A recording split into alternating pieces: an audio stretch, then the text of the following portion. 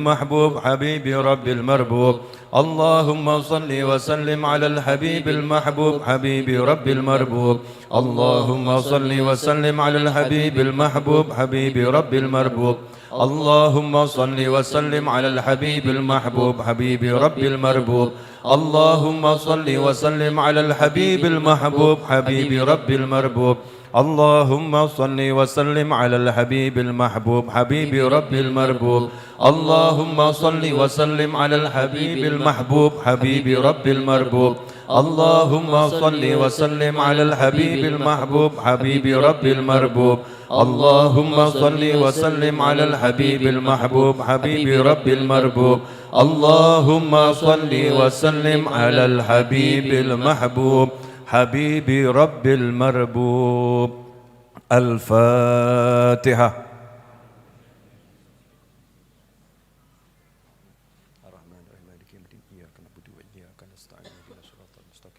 صراط الذين أنعمت عليهم غير المغضوب عليهم ولا الضالين آمين. بسم الله الرحمن الرحيم. الحمد لله رب العالمين. اللهم صل وسلم على سيدنا محمد مفتاح باب رحمة الله عدد ما في علم الله صلاة وسلاما دائمين بدوام ملك الله وعلى آله وصحبه. اللهم صل على سيدنا محمد صلاة تفتح بها لنا فتوح العارفين وتفقهنا بها في الدين وعلى آله وصحبه. اللهم صل وسلم على الحبيب المحبوب حبيبي رب المربوب. السلام عليكم ورحمة الله وبركاته. Alhamdulillah bisa duduk lagi sama-sama cari ilmu. Walaupun hujan turun dari siang, sebagian wilayah ada yang deres, sebagian ada yang gerimis, sebagian ada yang enggak jelas. Ya dibilang gerimis ya rada rengket, dibilang deres nyatanya gerimis. Tapi terlepas dari semua itu, alhamdulillah kita bisa istiqomah, duduk bersama-sama cari ilmu. Mudah-mudahan berkah untuk semuanya. Mudah-mudahan menjadi jalan ke surga untuk semuanya. Amin, Allahumma amin. Jalan ke surga itu salah satunya adalah dengan cara duduk di majelis ilmu. Duduk saja. Itu sudah jalan ke surga. Masih ingat kisahnya tentang malaikat yang ditanya sama Allah Ta'ala. Dari mana? Dari sekelompok orang yang berzikir. Hadisnya panjang itu. Ya, hadisnya panjang. Di ujung hadis Allah berkata pada para malaikat, saksikanlah bahwasanya aku telah mengampuni mereka semua. Saksikanlah bahwasanya aku telah mengampuni mereka semua. Lah malaikat disuruh jadi saksi. Enggak berani kalau salah. Karena kalau salah urusannya langsung dengan Allah Subhanahu wa ta'ala. Maka malaikat meminta kejelasan dari kalimat Allah, saksikanlah aku sudah ampuni mereka semua. Malaikat pun berkata, fihim fulanun laisa minhum. Di tengah-tengah orang-orang yang engkau ampuni tadi ya Allah, ada satu orang fulan laisa minhum. Bukan dari kelompok mereka, bukan dari kumpulan mereka, bukan dari bagian orang-orang yang ikut zikir tadi, yang minta surga, berlindung dari neraka. Bukan. Innama jaa lihajah. Dia datang hanya karena ada kepentingan terhadap seseorang yang ada di majelis itu. Ya innama jaa lihajah. Kalau zaman sekarang mungkin ya pas kok naik mobil kebelet. Tahu kebelet? Bahasa Indonesianya kebelet itu apa? Sudah tidak kuat menahan sesuatu. Betul? Namanya kebelet. Nah, yang nggak bisa ditahan itu adalah sesuatu yang kalau kita ngomongkan saja nggak enak. Maka dia lewat ada masjid. Lewat ada masjid langsung parkir. Langsung parkir. Setelah itu dia masuk ke toilet, melangsungkan hajatnya. Selesai, mau keluar, sungkan kalau cuman masuk, kemudian keluar. Lawang ada pengajian. Maka dia duduk sebentar. Ya duduk sebentar. Hajatnya bukan pengajian, hajatnya pantes-pantesan. Ya pantesan. Lawang saya numpang ke toilet, masa langsung jalan biar enggak menyolok, duduk sebentar. Enggak ada niat ikut pengajian, enggak ada niat ikut zikir, enggak ada niat mau mendengarkan pengajian. Innama ja'a lihajah. Contohnya seperti itu. Atau mungkin mau keluar makan sama temennya. Temennya ditelepon, nanti malam jadi enggak kita hangout. Betul, bahasanya hangout. Ya, jadi enggak hangout. Jadi bro, jam berapa? Ya nanti jam 10 kita ngopi bareng. Jam 10 ngopi bareng di mana? Wedangan deket perapatan. Jemput aku ya. Di mana? Tempat biasanya. Jumat malam Sabtu biasanya Majlis Ar-Raudhah. Rupanya temennya ini ahli pengajian. Jemput aku ya jam 10. Karena jam 10 majelisnya selesai. Ternyata jam 10 ke Majlis Ar-Raudhah belum selesai. Nunggu di luar, kelamaan gak enak, berusaha masuk, duduk di belakang. Jangan kalau ada yang datang telat duduk di belakang terus bawa lirik loh ya. Duduk di belakang. Ngapain? Ikut pengajian? Enggak. Bahkan WA temannya, Swemen. Ya, kok lama banget. Atau suami jemput istrinya, karena istrinya ahli pengajian, suaminya belas nggak doyan pengajian. Daripada nunggu di luar kehujanan naik motor, ya udah masuk ke dalam, duduk. Ya senden, ayo kendang metu. Bahkan WA-nya ke istrinya, ayo segera pulang. Innama ja'a lihajah. Atau datang kepentingannya nagih hutang. Lah yang ditagih dicari di rumah nggak ada, nanya sama istrinya, di mana suamimu? Majlis Ar-Raudhah. Masya Allah, jadi Majlis Ar-Raudhah kumpulan orang-orang yang ditagih. Jumat lagi ngaji ke sana gitu ya. Disamperin masuk ke dalam majelis, dicari, oh ada, ternyata posisinya paling depan, Habib Novel bin Muhammad alaih terus. Ditunggu nih Habibnya sampai selesai ceramah. Nanti bubar ceramah tak tagih utang, yang nunggu duduk di tengah. Biar enggak lolos nih Habibnya nih ya. Biasanya kalau bar ngaji langsung melayu, melipir langsung pergi nih. Ditunggu, dilihat terus. Bahkan saya dengan beliau pandang-pandangan, waduh nagih. Contoh nih Ami, misal, innama ja'a lihajah, datangnya niat nagih utang. Malaikat kan nanya, ya Allah, di tengah-tengah mereka ada manusia-manusia modelnya begitu. Bukan zikir, bukan minta surga, bukan berlindung dari neraka. Ya gitu, seperti yang saya contohkan tadi. Allah berkata, yang itu juga dapat ampunan. Kenapa? Humul qaum, orang-orang yang duduknya minta surga, duduknya berlindung dari neraka, duduknya bahas halal dan haram, duduknya cari ilmu. Humul qaum, mereka adalah satu kaum tersendiri, golongan khusus. Ya, kelompok khusus. Mereka adalah satu kawanan khusus, kelompok khusus, golongan khusus, kumpulan khusus. La yashqa bihim, berkat mereka jalisuhum, siapa yang mau duduk bersamanya gak bakal celaka, gak bakal sengsara. Model cuman numpang lenggah, numpang duduk, ikut disertakan dapat ampunannya Allah Subhanahu wa ta'ala. Ini membuktikan kalau orang yang cari ilmu itu akan menuju surganya mudah. Awang yang gak niat cari saja ketularan. Kalau bahasa Indonesianya uang dengar. Ada orang jual beli emas. Ternyata teman jenengan ini memang dagang emas batangan. Hari itu untungnya 200 juta. Ketika transaksi kok Anda lagi ada di situ di sampingnya.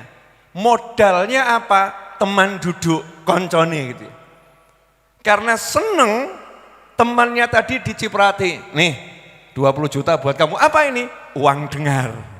Ya uang dengar. Kalau untuk urusan dunia saja, orang-orang yang dermawan ada uang dengar kepada orang yang gak ikut jual beli, gak ikut bisnis, modalnya duduk. Ya cuman duduk, gak ikut bisnis, dapat uang dengar. Lantas bagaimana dengan orang yang ikut duduk sama orang-orang yang dzikir, duduk sama orang-orang yang cari ilmu. Allah Maha Dermawan, Allah Maha Pengampun, maka Allah ampuni dia berkat orang-orang yang dzikir, berkat orang yang cari ilmu. Ini baru yang duduk bersama. Lah kira-kira yang dzikir gimana? Yang cari ilmu bagaimana? Ampunannya banyak sampai turah-turah didum sama orang lain yang gak jelas niatnya. Ya seperti itu. Nah makanya orang yang keluar cari ilmu, jalan ke surganya itu mudah. Man salaka tariqan yaltamisu fihi ilman. Siapa yang keluar menempuh satu jalan untuk mencari ilmu, Allah menjadikan jalannya ke surga itu mudah. Jalannya ke surga jadi mudah. Ini kok dibahas panjang dan lebar. Nah kenapa saya membahas bab ini ya? Karena kita ada di penghujung bulan Sya'ban dan insya Allah Jumat depan itu sudah bulan suci Ramadan. Mudah-mudahan semuanya nyampe Ramadan, panjang umur, sehat walafiat, taat pada Allah Ta'ala. Amin Allahumma amin. Dan taatnya diterima sama Allah Subhanahu wa Ta'ala. Saya akan membahas satu ayat malam hari ini. Dan saya siapkan 2 kursi di kanan dan di kiri saya. Insya Allah nanti mungkin ada tamu. Kalau tamunya nanti betul-betul diizinkan datang, itu 2 ulama. Nanti pandang wajahnya delengen. Ya, karena 2 yang akan datang ini adalah awalnya pelajar, sekarang jadi pengajar. Kumpul dengan banyak ulama, banyak memandang wajah orang-orang soleh. Maka kita yang gak sempat mandang wajah orang-orang soleh, cari wajahnya orang yang pernah mandang wajahnya orang soleh. Sawang tawasuli, ini mungkin pernah lihat fulan, pernah lihat fulan. Itulah manfaatnya kumpul di majelis ilmu, biar kita bisa dapat berkahnya juga. Ya, dapat berkahnya juga. Ayat yang akan kita bahas pada malam hari ini kaitannya dengan amalan yang kalau tidak kita lakukan, Ramadan kita akan sia-sia. Kalau tidak kita lakukan, Ramadan kita akan sia-sia. Pertanyaan, pengen Ramadannya sukses atau sia-sia? Pengen dapat Lailatul Qadar atau Lailatul Modar? Yang mana? Malam yang celaka atau malam yang bernilai? Bernilai ya, Lailatul Qadar yang nilainya luar biasa. Naudzubillah min dzalik, kalau Lailatul yang satu tadi itu yang mengerikan ya, malam yang bukan dapat rahmat tapi justru dapat murkanya Allah Subhanahu wa Ta'ala, mengerikan. Pengen dapat jaminan masuk surga atau jaminan masuk neraka? Jaminan masuk surga, terhindar dari siksa api neraka. Makanya Ramadan itu judulnya Ramadan, ra mim dhat alif nun. Ra mim, dhat, alif, nun, Ramadan. Ra awalnya, awalnya huruf ra, awaluhu rahmah. Mim wa awsatuhu mim maghfirah. Wa akhiruhu itqun minan nar, dhat, alif, nun, dhamanah bil jannah. Dijamin masuk surga. Kalau bahasa Indonesia Ramadan, RA rahmat, MA maghfirah, DHAN dihindarkan ancaman neraka. Selesai. Orang Indonesia kan pinter bab singkat menyingkat. Ya begitu ulama menjelaskan. Dari judulnya Ramadan itu sudah menjelaskan Ramadan ini yang masuk ke sana insya Allah keluar habis dosanya dijamin masuk surga. Tentunya syarat dan ketentuan berlaku. Lah alangkah ruginya udah dari tanggal 1 sampai akhir Ramadan, puasa jalan, sholat jalan, ngaji jalan, zikir jalan, cari ilmu jalan, tapi ternyata rahmat gak dapat, maghfirah ampunan gak dapat, pembebasan dari siksa api neraka gak dapat, jaminan masuk surga gak dapat, Lailatul Qadar tertolak by system. Ya, reject by system, ditolak oleh sistem. ATM-nya udah dimasukkan, ya jawabannya adalah ATM-nya tidak bisa dipakai karena PIN yang Anda masukkan salah. Kalau 3 kali diulangi bahkan ATM-nya diblokir. Bukan gak ada saldonya, tapi gara-gara salah PIN. Syaratnya PIN-nya harus betul. Bukan gak ada amalnya, dia amal tuh 1 Ramadan, 2 Ramadan, 3 Ramadan, sampai akhir Ramadan. Bahkan ikut sholat tarawih bukan lagi 20 rakaat. Sholat tarawihnya tiap malam 100 rakaat. Loh kok bisa?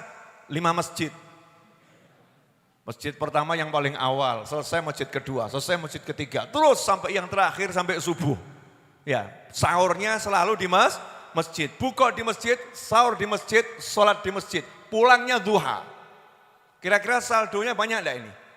Saldo amal solehnya banyak. Tapi gara-gara salah PIN diblokir sama Allah. Gara-gara salah PIN, saldonya nggak bisa dipakai, nggak bisa dipakai. Salah PIN-nya apa? Dia melakukan satu hal yang sangat terlarang di bulan suci Ramadan. Apakah itu? Hatinya menyimpan dendam dan bermusuhan kepada muslim yang lain. Musyahin. Orang yang menyimpan dendam dan memusuhi muslim yang lain, maka dia diblokir, tidak bisa mendapatkan pahala, rahmat, ampunan, pembebasan dari siksa api neraka, dan juga jaminan masuk surga, dan terkhusus Lailatul Qadar. Selesai, kamu tertolak by system. Mohon maaf, setelah dicek ternyata hatimu masih membenci muslim yang lain, dendam kepada muslim yang lain. Ngeri atau enggak ngeri? Ngeri atau enggak ngeri? Bu, dendam enggak sama suaminya? Dendam. Kurang jelas bu. Bu, dendam sama suaminya enggak? Sama mantannya? Sama tetangganya? Sama yang ngutang enggak bayar? Sampai di sini jawabannya mulai hilang. Alhamdulillah sama suami enggak dendam, sama mantan enggak dendam, tetangga enggak dendam. Yang utang ngemplang enggak bayar? Mulai ini. Ini mulai. Saya mau bicarakan kasus-kasus yang ada di masyarakat.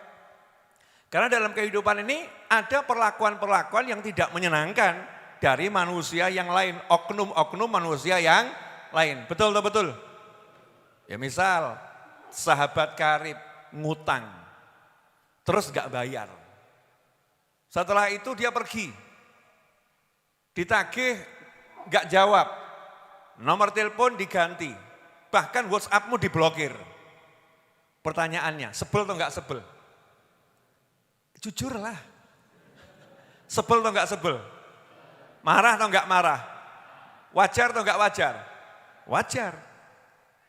Wajar dia didolimi, dia marah, wajar. Tapi ingat, kalau itu dipelihara, disimpan di dalam hati, didiamkan terus ada. Sampai bulan suci Ramadan, hatinya marah, benci, dendam kepada muslim yang seperti itu, maka diblokir, gak dapat rahmat, gak dapat maghfirah, gak dapat bebas dari neraka, gak dapat jaminan surga, gak dapat Lailatul Qadar. Rugi atau gak rugi? Rugi, sudah duit hilang, surganya juga hilang. Nah terus gimana harusnya? Harusnya sederhana saja, tetap tagih tapi jangan dibenci. Gampang toh? Yang apa ya? Easy going kata orang ya. Bahasa itu timur apa baratnya itu ya, easy going, yang mudah memaafkan orang. Urusan hitungan tetap jalan. Assalamualaikum mas, happy Ramadan, cuk lali yo dibayar. Nyantai aja gitu loh. Gak usah musuhin orang. Emang gak bisa? Bisa enggak? Bisa. Jangan sampai akhirnya gara-gara hutang enggak dibayar, dia nikahkan anaknya 7 turunan, aku diundang, gak bakal datang. Masya Allah. Amit-amit, ojo nganti ono putuku sing dadi mantu nih. Masya Allah, sampai cucunya dibawa-bawa ini. Cucu yang gak punya salah pun dilibatkan. Ngeri atau enggak ngeri? Ngeri. Maka enggak boleh punya sifat-sifat seperti itu. Ramadan harus bersih hati kita, betul-betul mencintai muslim yang lain. Menyayangi muslim yang lain. Hati kita bisa memaafkan muslim yang lain. Bulan suci Ramadan. Kalau bulan yang lain belum bisa, Ramadan harus bisa. Ya toh, tenan toh.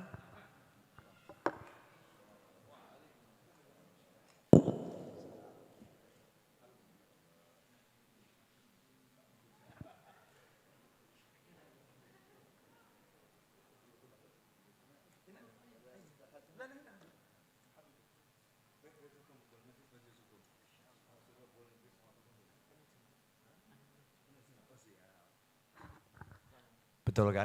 Ganteng-ganteng enggak? Sawangan. Ya tapi jangan lupakan aku loh kalau ada yang baru. Jangan karena ada yang baru terus kamu lupakan aku. Masya Allah. Lanjut boleh? Boleh. Enggak boleh tetap lanjut. Udah grogi aku. Sampai di mana tadi? Jangan lupakan daku. Kalau ada yang baru gitu. Sampai di mana tadi? Ayo ingat enggak? Loh, yang hutang Habibnya tuh ya. Jangan gara-gara hutang, ya gara-gara hutang nggak dibayar, kemudian akhirnya kita memusuhi yang bersangkutan. Hutang itu kan urusan duit, tinggal ngomong saja. Utangmu ojo ono lo ya, ojo lali. Tapi yo nyantai, jangan hati memusuhi. Karena kalau hati memusuhi, hati membenci, sudah uangnya hilang, kita rugi nggak ketulung itu. Ruginya luar biasa. Ini mukadimah. Nah saya akan bahas satu ayat, nanti di kanan dan di kiri saya akan mengomentari cukup banyak insya Allah. Ini kan penutupan majelis sebelum Ramadan, sementara Ramadan kita buka majelis baru. Jadi majelisnya nggak pernah tutup. Ya, kalau nggak Ramadan Jumat malam Sabtu, kalau Ramadan tiap malam dan tiap sore. Tambah nemen beb, gaspol, bakso Numani. Saya kalau ke Malang harus ke bakso beliau. Bakso Numani. Ya Beb, pernah disuguhi Beb baksonya? Oh belum pernah. Masya Allah. Masih ada enggak Beb stoknya Beb? Ada. Ada. Ramadan? Malam? Tutup sebulan. Oh Ramadan tutup sebulan. Jadi enggak bisa ke Malang makan bakso Numani ya. Kecuali pesanan khusus. Nah yang akan kita bahas adalah ayat yang selalu dibacakan sama banyak korek, kau udah urusannya maafkan. Yaitu surat Al-Imran, mata saya udah enggak begitu jelas, melihat yang kecil-kecil kalau enggak pakai kacamata ini ya. Ayat 133, 134. Wasari'u ila maghfiratin min rabbikum wa jannatin 'arduhas samawati wal ardu 'iddat lil muttaqin. Alladzina yunfikuna fis sarra'i wad dharra'i wal kadhiminal ghaidha wal 'afina 'anil nas wallahu yuhibbul muhsinin.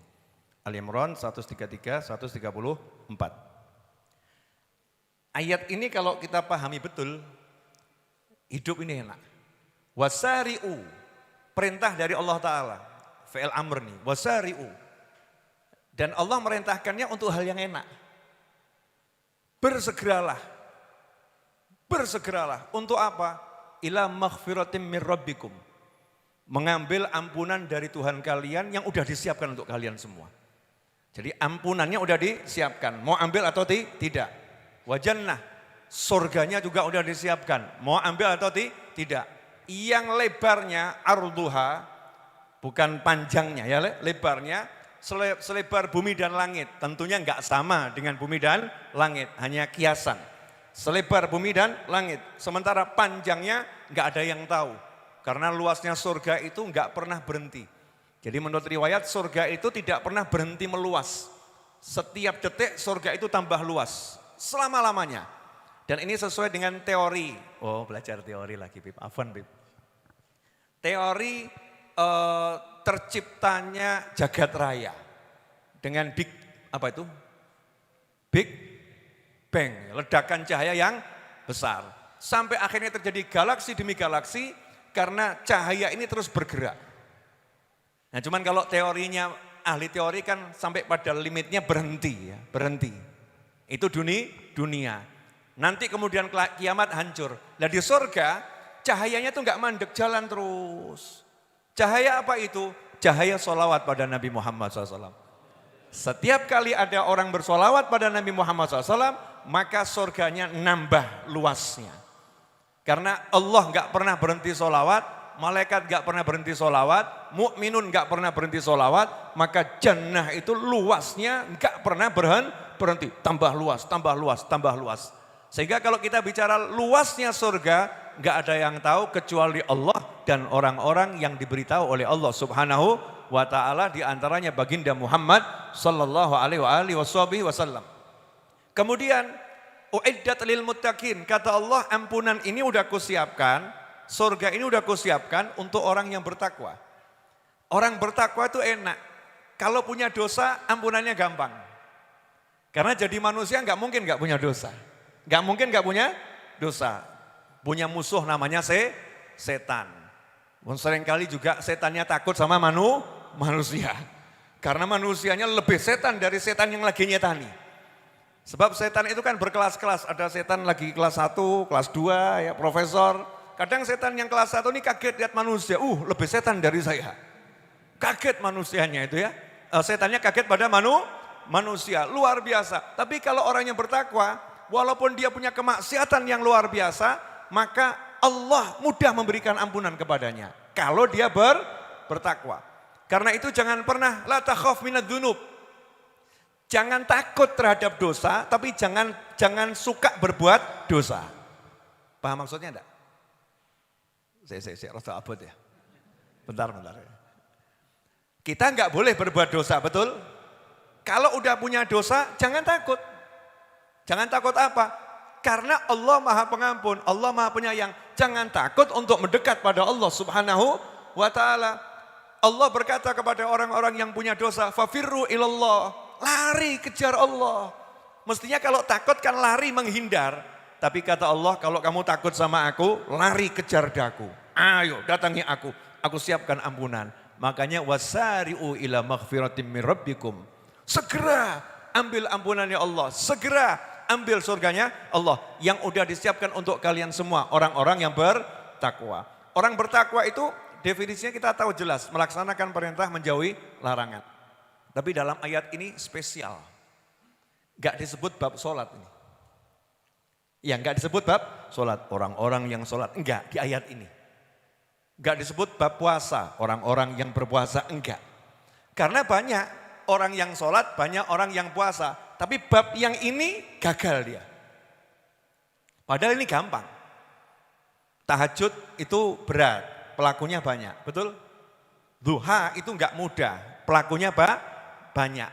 Puasa Daud itu angel, tapi pesertanya banyak. Puasa Senin Kemis, ya Senin Kemis enggak mudah gitu ya.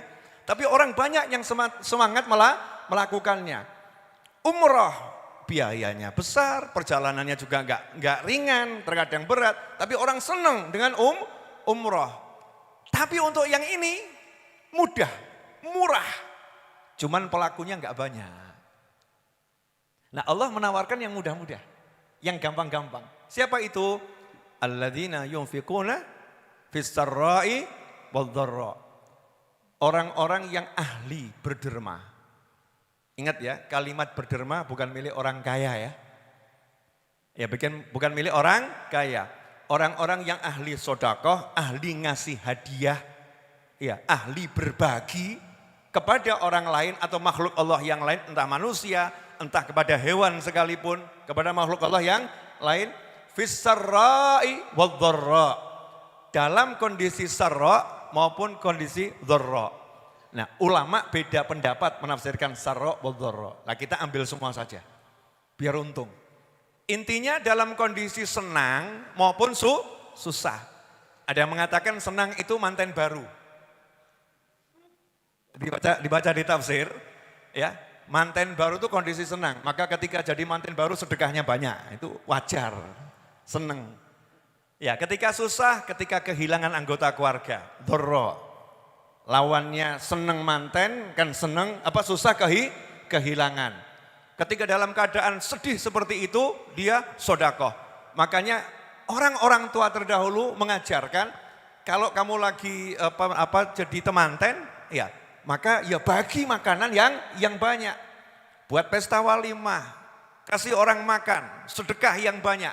Ketika nanti ada anggota keluargamu yang meninggal dunia, kamu beli beras, bagikan pada tetangga, bagikan pada pelayat, dharra. Dalilnya Al-Quran. Jadi ada orang mengatakan, itu ada orang meninggal kok bagi-bagi beras tuh Nabi nggak pernah melakukan. Itu bid'ah tuh kelihatannya ya.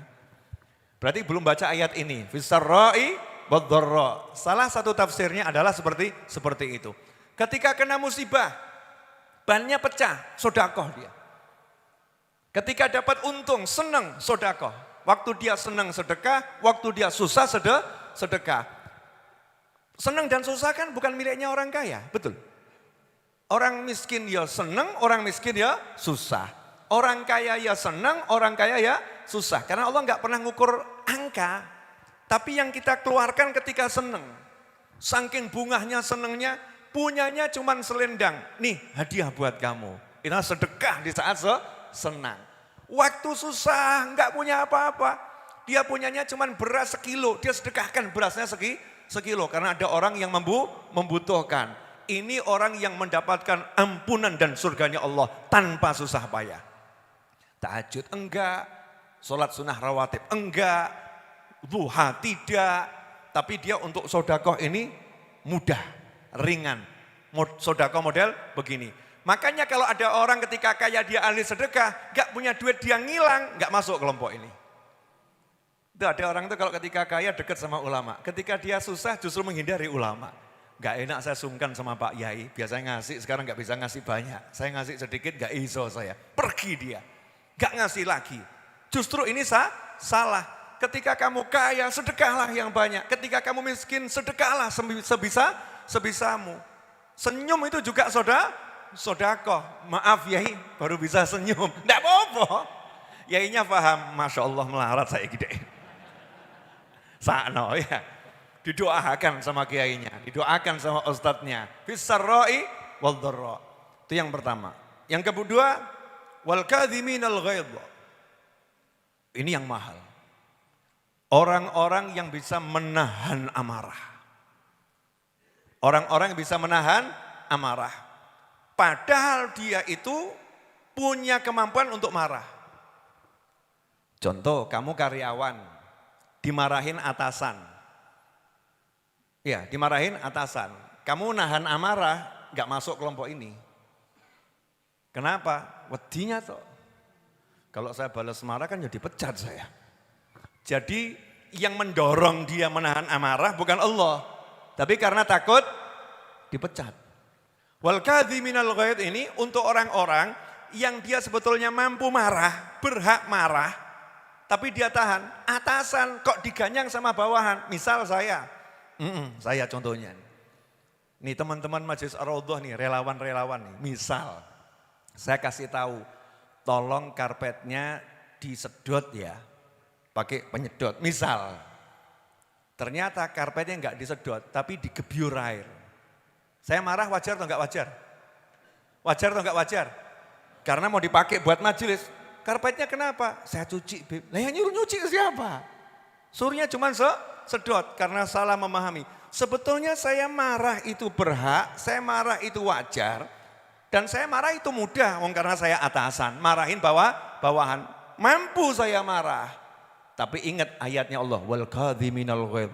Kalau saya menahan amarah, saya dapat ampunan, dapat surga, langsung tak empet. Ya pinter, lanjut no. Ngempet ini, namanya ngempet. Ini orang ngempet ini kalau ngempetnya karena ingat ayat ini, ingat sama Allah Subhanahu wa ta'ala, langsung dapat ampunan. Datang seorang menghadap Nabi Muhammad SAW. Ya, datang menghadap Nabi Muhammad SAW. Orang tadi nanya, ya Rasulullah, apa yang paling asyad, yang paling berat dibanding segala hal? Yang paling berat itu apa? Yang paling keras itu apa? Maka Rasul menjawab SAW, ghadabullah, marahnya Allah. Yang paling keras itu marahnya Allah. Yang paling berat itu marahnya Allah. Maka saat itu sahabat yang nanya tadi cari solusi. Lah caranya biar selamat dari marahnya Allah bagaimana? Rasul enggak mengajarkan sholat atau sing akeh. Ya, puasa yang banyak, enggak. Ajarannya Nabi SAW sederhana, tapi memang luar biasa ini. Caranya kamu jangan marah. Selesai. Kalau kamu bisa nahan marah, Allah juga akan menahan marahnya sama kamu. Gampang ya? Istri, tengah di atas tuh. Para istri, lihat suaminya, wah enggak enak sih ya. Kurang ngasih nafkah. Marah boleh enggak? Kewajibannya misalnya memberikan pembantu untuk sang istri. Kalau enggak ya diganti duit fulus itu ya. Ini karena aku enggak bisa ngasih pembantu, nih tak kasih kamu uang 1 bulan 100 juta. Masya Allah ya. Baik banget nih suaminya ya. Ternyata duit tidak, pembantu tidak. Yang ada merintah-merintah istrinya terus. Pel, sapu, kebasi, cuci-cuci, jemur. Sehingga istri ini identik dengan, Bu, kenapa mendadak antum terdiam karena ada kanan dan kiri saya? Biasanya lincah menjawab itu, Bu. Marah wajar. Saya udah nggak dikasih uang, nggak disiapkan pembantu, padahal mampu suaminya. Bukan suaminya nggak mampu lah, suaminya punya duit. Tapi istri ini diperas tenaganya dan lain sebagainya. Zalim, kejem nih suami. Seharusnya istrinya bisa marah. Tapi istrinya ingat ayat tadi, tak empet. Ditahan marahnya dan dia naik pangkat memaafkan suaminya. Maka kalau dia punya salah sama Allah, Allah juga malu menyiksa dia. Dia sama suaminya bisa memaafkan, bisa nahan. Allah berkata, aku juga akan tahan marahku sama kamu. Enak atau enggak enak? Jadi menahan marah itu amal atau enggak amal? Dampaknya besar atau kecil? Besar. Allah juga akan tidak marah sama kita kalau kita pandai menahan marah. Wal'afina 'anin nas, dan orang yang suka maafkan orang lain. Nah, ini sekarang terjadi fenomena antik kalau masuk Ramadan, dikasih tahu sama temannya, maafkan saudaramu. Jawabannya, engkau bodoh. Nanti hari raya. Hari raya itu bermaaf-maafan nanti hari raya. Jadi sekarang Ramadan musuhan sih. Mumpung Ramadan, musuhan dulu. Nanti kalau hari raya biar memaafkannya puas. Ngawur ini salah. Sebelum Ramadan harus gak punya salah dengan siapapun dan siapapun gak punya salah dengan kita. 0-0. Gak punya salah, pokoknya zero, bersih. Aku maafkan kamu, tolong aku dimaafkan juga. Kalau kita ahli memaafkan orang, maka kita dimaafkan oleh Allah Subhanahu wa ta'ala. Wallahu yuhibbul muhsinin. Dan Allah suka sama orang yang berbuat baik. Nah, saya memang sengaja tak percepat ngomongnya, karena saya nggak mau ngomong banyak. Paham ya? Tapi saya mau kasih poin penting dulu. Dan Allah mencintai orang-orang yang suka berbuat baik. Di masa Nabi Muhammad SAW ada seorang sahabat itu yang dia disebut sama Nabi, orang ini penghuni surga. Sahabat semua heran. Yang disebut tadi bukan ahli sholat sunnah, tahajud malam hari, bukan ahli sodakoh yang seperti sahabat yang lain, bukan sahabat yang berkelas perang Badar, Uhud, bukan sahabat sekelas Abu Bakar As-Siddiq radhiyallahu anhu, enggak. Sahabat yang enggak jelas. Kelihatannya di masjid kalau 5 waktu. Di luar 5 waktu di pasar. Jadi ini tujar ya, ahli dagang. 3 hari berturut-turut, Rasul berkata sebentar lagi akan masuk penghuni surga. Sahabat yang di dalam gelo, loh kenapa aku di dalam? Karena Rasul bilang sebentar lagi akan masuk, berarti penghuni surganya ada di di luar, tidak ada kesempatan untuk jadi yang itu. Dan 3 hari berturut-turut yang masuk orang yang sama. Orang yang sama. Singkat cerita diselidiki amalnya apa? Ternyata amalnya tidak pernah saya bangun di pagi hari punya hati yang punya kebencian pada seorang muslim pun. Jadi setiap mau tidur itu semua yang salah sudah dimaafkan. Jadi pagi itu bangun plong, gak dimusuh aku. Tidak ada yang kemusuhi, gak ada yang punya salah. Semua sudah dimaafkan. Inilah salah satu amalannya Syarifah Syifa, istrinya Habib Anis. Kalau kita ke Masjid Riyadh, ada 3 makam di situ. Habib Alwi, sang ayah, kemudian Habib Ahmad, sang anak, kemudian Habib Anis, ya sang anak di Masjid Riyadh. Habib Anis punya istri namanya Syarifah Syifa, Hababah Syifa ini, almarhumah rahimahullah. Beliau ini amalannya apa di antaranya? Selain menjamu tamu, ya, melayani suami dan lain sebagainya. Salah satu amalannya sebelum tidur, angkat tangan. Ya Allah, siapapun yang punya salah sudah aku maafkan. Tolong ampuni dia, didoakan baik-baik. Setiap sebelum tidur sampai akhir usia. Sederhana. Coba kamu kemarin tidur gitu enggak? Enggak ya. Allahumma langsung tewas. Gak sempat kita mendoakan orang yang kita cinta aja enggak, apalagi orang yang benci sama kita.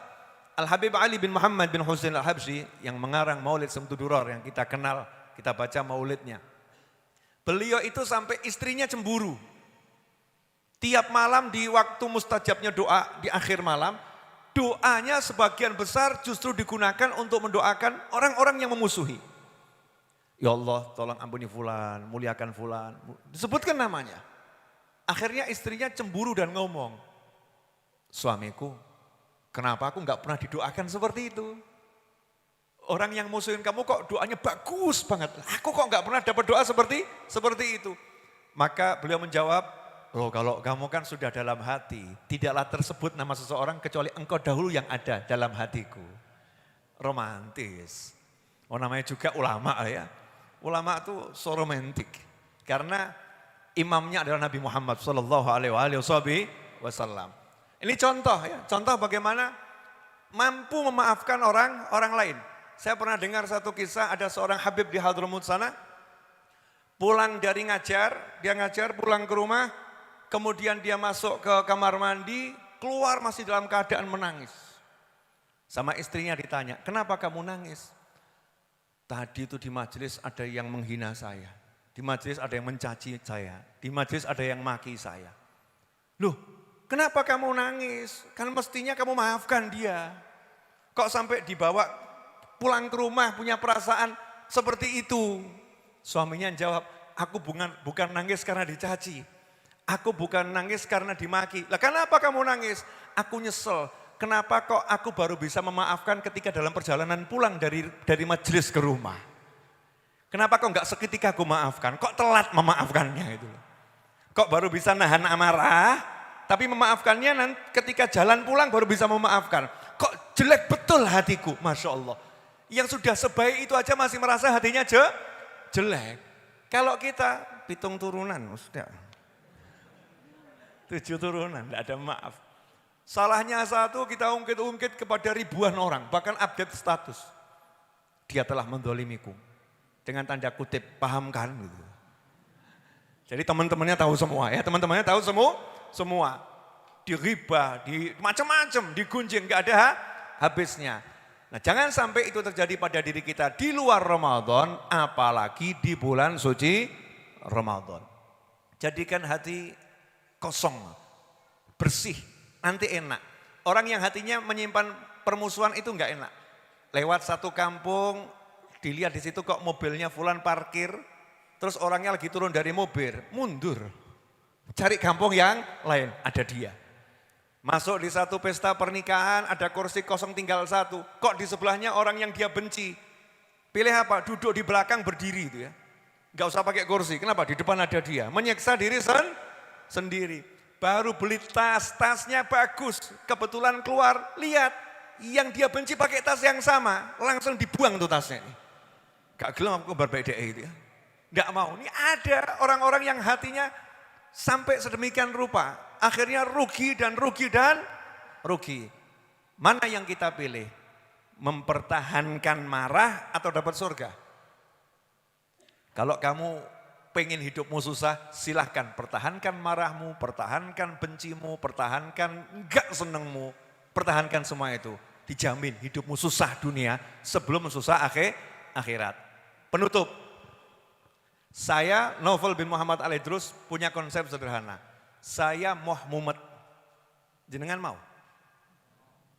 Mau mumet? Enggak mau. Saya enggak mau pusing di dunia, enggak mau pusing di akhirat. Ketemu orang kok benci sama saya enggak mau benci sama dia. Rugi aku benci. Kalau perlu ketemu, dia melengos, tak parani, hai gitu. Ya harus begitu gitu ya. Kenapa? Karena saya enggak mau di akhirat ruwet. Mau ruwet di akhirat. Dalam riwayat itu dikatakan begini, intinya gitu, surga itu enggak ada permusuhan. Di surga itu ikhwanan. Ya, dipan-dipan, bersaudara, mutaqabilin, saling memandang dengan cinta. Orang yang masih ada iri, dengki, permusuhan, enggak bisa masuk surga. Maka ketika ada seseorang di dunia belum memaafkan orang lain, maka nanti kalau dia amalnya bagus, dia dikawal, diantarkan malaikat ke surga, sampai depan pintu surga, ditolak by system. Ditolak. Mohon maaf, Bapak belum bisa masuk surga, memang betul Bapak ini termasuk orang yang akan menghuni surga, tapi karena ada satu kasus yang belum selesai Pak, Bapak dipanggil sebagai saksi atas kejahatan fulan yang di dunia membenci Bapak. Karena Bapak belum maafkan, maka Bapak harus didatangkan dalam sidang orang tersebut. Kalau tidak Bapak maafkan, dia akan masuk neraka. Akhirnya apa? Fulan ini udah mau masuk surga, nggak bisa, balik sih. Kemana nih? Balai persidangan akhirat. Untuk apa? Lihat lagi orang yang membenci dia. Lihat lagi orang yang musuhin dia. Lihat lagi orang yang belum dia maafkan. Kemudian untuk mendengarkan persidangan, jadi saksi. Betul, selesai. Sudah selesai, silahkan sekarang masuk surga. Mau nanti kamu, sudah di dunia dia buat ruwet hidupmu. Di akhirat ngeruwetin kamu lagi. Mau? Bu, ibu, mantan suami di dunia ngeruwetin, mau di akhirat ngeruwetin?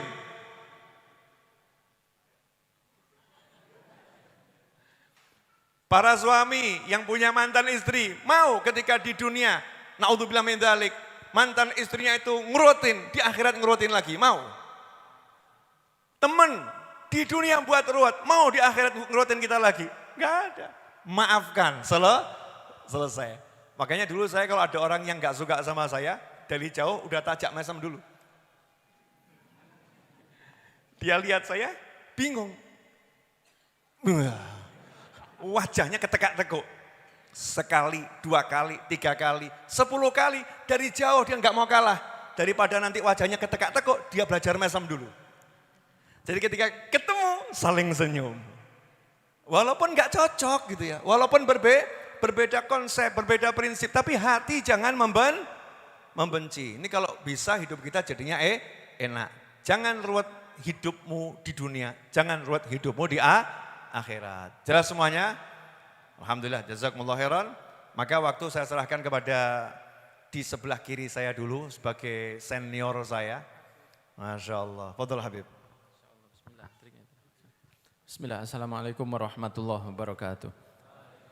Alhamdulillahi ma'na rabbi ya khair rabb wa wasitotna al-musyaffa' abduhu al-muntakhab. Allahumma salli wa sallim ala sayyidina Muhammadin. Salatan taghfiru biha jami'ad dhunub wa ala alihi wa sahbihi wa tabi'ina wa man bihadihi muqtada asyhadu an la ilaha illallah wa anna sayyidana Muhammadan abduhu wa rasuluhu sayyidil ajami wal arab la nabiyya ba'dah amma ba'd.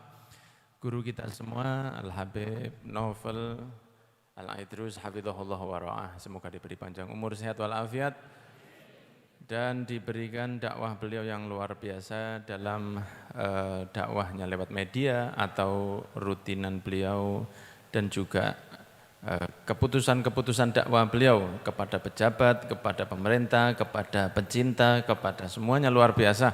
Insyaallah beliau mugi-mugi diparingi sehat sedaya nggih. Saya tadi enggak nyangka kalau mau disuruh ceramah, cuman kalau lihat di video ini apa kameranya yang bagus sama anak yang ganteng ya, kayak aneh. Kayak aneh kameranya yang bagus ini, alhamdulillah. Saya juga pernah mendapat kamera dari Habib Novel, Masya Allah, Allahumma sholli ala Muhammad. Jazakumullah khair, alhamdulillah. Satu kisah saja sebelum kita nanti mendengar dari Habibana Hasan, yaitu waktu Rasul SAW pernah ke pasar untuk membawa uang sekitar 80.000, ya, 8 dirham, katakanlah 80.000. Rasul membawa uang ke pasar, kemudian beli baju, dan bajunya Rasul SAW itu tidak branded seperti kita, ya. Nah, tapi kalau antum kepingin baju yang baik, belilah di Ar-Raudhah Store. Soalnya tadi Numani wis dipromosikan lah gak enak, gak bales. Sehingga Rasulullah itu kalau ke pasar beli baju yang harganya 40.000. Bayangkan sederhananya Kanjeng Nabi. Setelah Rasul pulang, kalau uangnya 80.000 dipakai tumbas sekawan doso ewu, berarti kantun pinten? Sekawan doso ya. Kula masih mbangir saged Jawa, Pak. Nggih. Akhire melampah, kemudian Kanjeng Nabi niku ketinggal wonten tiyang niku beca ngeten. Man kasani kasahullah, siapa yang memberi saya baju, semoga diberi baju oleh Gusti Allah. Kalau saya, walaupun keturunannya saya akan begini, semoga diberi orang lain. Kan begitu, saya akan doakan supaya ada orang lain yang memberi baju. Tapi kelambi tas tuku kan eman. Tapi kalau Rasulullah kholas dikasih sama Rasul 40, harga 40.000 tadi dikasih, dipakai. Berarti uangnya kari sekawan dosewu. Jadi kan kalau lapar saya belikan nasi padang, Pak. Jelas nih. Assalamualaikum. Jadi Kanjeng Nabi duit kari pinten wae? 40.000. Kemudian Kanjeng Nabi pulang, ada seorang budak perempuan nangis. Kemudian Kanjeng Nabi tanya, ke Rasulullah boleh begitu ya? Itu min khususiyatir Rasul, itu boleh. Kalau kita jangan. Kakak kenapa? Itu enggak usah sok akrab begitu.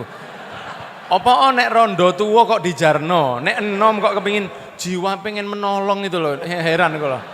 Jadi ketika berjalan, ketika ada seorang perempuan nangis, budak ini, budak. Kata Rasul, kenapa? Mayub gigi, kata Rasul. Saya Rasul nangis. Saya tadi disuruh sama jeragan saya beli ke pasar. Dikasih uang 40 dirham. Dan ketika saya ketika berjalan di jalan, kemudian I lost my money. Duit saya itu hilang. Dan saya sudah 2 jam tidak berani pulang, karena saya tahu kalau saya pulang, uang hilang, saya dihajar. Kalau saya tidak membawa belanja, saya dihajar. Jadi saya pulang, bawa atau tidak bawa, kena ajar. Kata Rasul, berapa? 40.000. Oke, kata Rasul. Sisa uangnya berapa tadi? 40.000, langsung dikasih, ya sudah ini 40.000 buat kamu. Berangkat bawa 80.000, 40.000 dibuat pakai dibeli baju dikasih, tinggal 40.000 diminta dikasih. Tapi tetap nangis. Ya apa sih? Lalu kan sudah hasil. Tapi enggak, ini bahasa Arab ya, bukan bahasa Jawa gitu. Kenapa masih nangis? Saya sudah hampir 4 jam enggak pulang. Kalau saya pulang dan tahu terlambat, tidak ada belanjaan, karena tokonya sudah tutup, maka saya akan dimarahi. Enggak ngamuan jeragane. Orang Malang mungkin jeragannya itu. Akhirnya, ya akhir kalau gitu ya apa caranya supaya jeraganmu enggak marah? Ambek rotok sungkan, nggih jenengan terakan wangsul. Enak, njaluk dinternomo, mulai. Ya sudah, ayo di mana rumahmu? Di sini ya Rasulullah. Rasulullah di depan, perempuannya tadi di belakang. Dari adabnya begitu. Kemana? Ke kanan ya Rasulullah, ke kiri, ke depan. Pas depan, ini rumahnya? Ya diketuk sama Nabi. Assalamualaikum, tidak ada yang jawab. Padahal tadi itu sebelum diketuk sama Rasul ada perempuan yang ngomong, karena rumah zaman dulu tidak semegah Ar-Raudhah yang bangunannya seperti ini, mengandung cor, ya kan begitu. Kalau dulu itu dari apa? Dari pelepah kurma. Dari pelepah kurma. Jadi Rasulullah itu mendengar loh, banyak perempuan tadi, begitu saya ngucap kok tidak ada yang jawab. Diucap yang kedua, Assalamualaikum, tidak ada yang jawab. Sampai yang ketiga, Assalamualaikum, Waalaikumsalam. Masya Allah Kanjeng Nabi. Waduh, jerat-jerit ibu-ibu kan pasti histeris ya melihat Rasul. Lihat Beb Novel aja histeris. Lihat Rasulullah, ya Allah Kanjeng Nabi, apa yang membawamu kemari ya Rasulullah? Rasulullah tanglet. Enggak dengar saya tadi ngucap salam. Dengar ya Rasulullah. Kok enggak dijawab? Jawab tapi pelan. Waalaikumsalam. Loh kenapa? Saya ingin salammu 3 kali masuk ke rumah saya ya Rasulullah. Allahumma sholli ala Muhammad. Oh ibu-ibu itu pinter Beb ya, apalagi kalau masalah ngenyang. Itu paling pinter. Sehingga saya inginin Rasulullah itu punya di rumah saya itu salam darimu. Apa yang membawamu ke sini ya Rasulullah? Ini pembantumu, tidak pulang 3 jam, 4 jam. Dan uangnya hilang di jalan. Jadi jangan dimarahi. Uangnya sudah saya kembalikan. Kata jeraga nih, gara-gara dia ini, antum mau ke rumah saya? Iya. Hei, wahai budak, ya mulai sekarang kamu hurun liwajillah. Kamu sekarang saya bebaskan. Allahumma sholli ala Muhammad. Ini tadi yang disampaikan oleh Habib Novel. Alladzina yunfiquna fis sarra'i wad-dharra, yang berinfak ketika ada atau tidak ada. Sudah mepet habis, ya itu uangnya Rasul hari itu. Entek. Wal kadhiminal ghaidh, salamnya tidak dijawab, ditahan sama Rasul. Wal afina 'anin nas, dimaafkan sama Rasul. Wallahu yuhibbul muhsinin, Allah senang kepada orang yang berbuat baik. Contohnya ibu-ibu yang memerdekakan budak. Sehingga pertemuan pada malam ini luar biasa dan kita tidak tahu bahwa ini penutupan istirahat sebentar untuk Ramadan yang lebih berat. Kajian di Raudhah, semoga sehat terus untuk Habibana Novel dan antum semua yang luar biasa, ibu-ibu juga nggih, semoga berkah. Barakallahu fikum. Wassalamualaikum warahmatullahi wabarakatuh.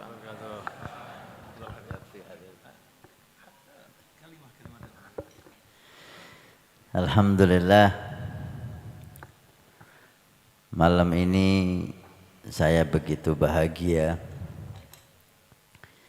duduk bersama dai-dai kondang. Kalau saya ini Ustadz di desa, ini Habibana Novel bin Muhammad Al-Idrus, Habibana Muhammad bin Anis bin Syahab, Masya Allah, yang sering kita lihat wajah-wajah indah beliau penuh senyuman di setiap media. Tiap hari tidak kosong YouTube kita dari foto-foto dan suara beliau. Mudah-mudahan acara ini menjadi acara yang bisa motivasi kita untuk menyambut Ramadan yang begitu indah.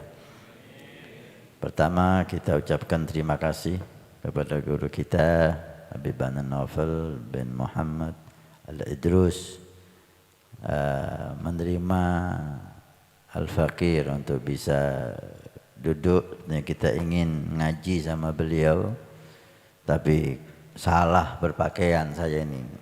Mestinya enggak pakaian kayak gini. Saya tadi mau masuk baru sadar, Habib laku yang kayak jubah gila opo. Habis istim. Saya mau lepas tadi di pintu, tidak boleh sama Habib Muhammad. Alhamdulillah, kita terima kasih sama beliau dan kita bangga ada salah satu Habib muda yang manfaat ya. Ini bentuk kegembiraan kita kepada nikmat Allah Subhanahu wa taala. Ketika kita lihat saudara kita memberi manfaat kepada umat Nabi, maka kita wajib gembira. Alhamdulillah. Ini la yu'minu ahadukum hatta yuhibba li akhi ma yuhibbu li nafsihi. Tidak beriman kalian kecuali senang dengan kebaikan yang didapati saudara kamu seperti kamu senang kebaikan itu kepada kamu. Saya kepingin manfaat kayak beliau.